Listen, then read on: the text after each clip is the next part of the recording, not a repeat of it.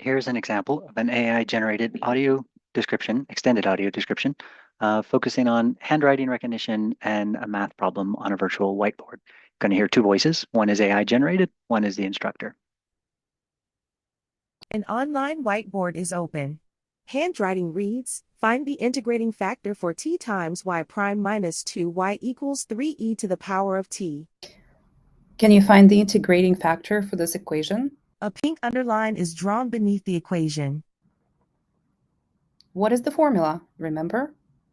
If the equation Above, the standard linear form is written, y prime plus p of t times y equals g of t. is y prime plus p of t, y equal to g of t, your integrating factor. Next line, the integrating factor formula appears, mu of t equals e to the power of open integral p of s ds close integral. Mu is e to the integral of p of s ds.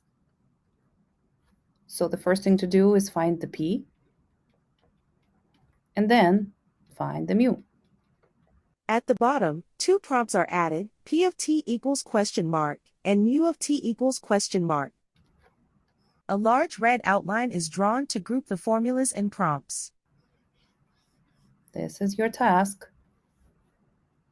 Good luck.